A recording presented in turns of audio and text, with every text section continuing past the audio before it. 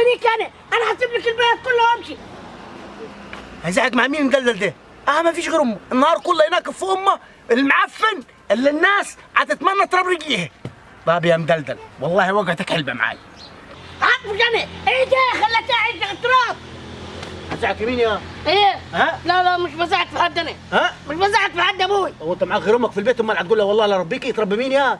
ها؟ يا حليلي يا حليلي يا حليلي يا حليلي يا الام دلوقتي بقت تتربى.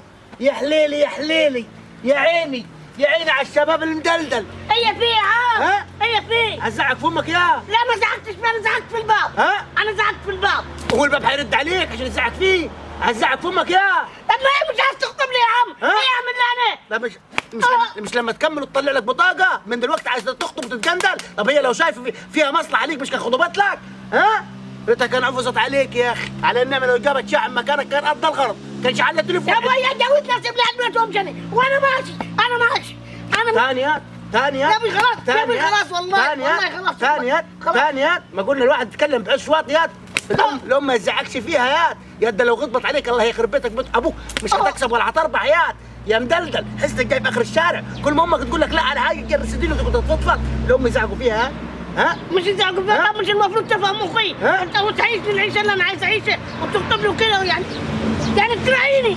يا ده انتوا بابكم معليش قفل يا ده انت بيتكم ما فيش حمام يعني. هو مين اللي راعي المين يا؟ ها؟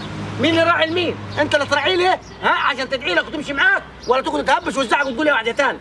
طب ما هي ايه اللي عملته لي يعني من ساعه ما طلعت انا وانا شغال وانا عامل؟ ايه اللي عملته لي يعني؟ لبستك يا معفن، ده معاك كاوتش ومعاك منطلون ومعاك تيشيرت، ده حتى الكلسون جبتها لك. نسيت البامبرز يا؟ نسيت ما بقول الليل كله وانت تبكي وتروح وتجيبيك وتشيل وتحط يا مدلدل؟ نسيت الكلام ده؟ طب هو بعد الام في حد ثاني؟ امك يا امك تربايه.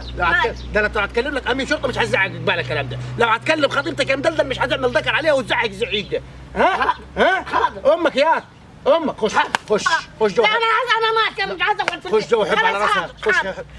حب على راسها. خش يا شويه مدلدلين يا عنوك. العيل بس خشمه في جعاره فاتحها وشغال يا واحد يا تاني. الواحد الام يزعقوا فيه. الام اللي شالت وكبرت وحلنت وطلعت ما هي عامله ليه؟ ما هي هتكسر نفسه من يوم الدنيا عشان خاطر عيلها. وعيلها شوف تفضل عيل ما يسواش 3 جنيه شغال يفضفض ويقلب ادبه ويزعق. شوف يا اخي ايه الليمونات الداقه اللي علينا وعلى اللي جابنا دي؟ والله العظيم ليمونات. وانت هيكرمك ربنا حتى لو ميداليه لو زعلت امك شويه عنوق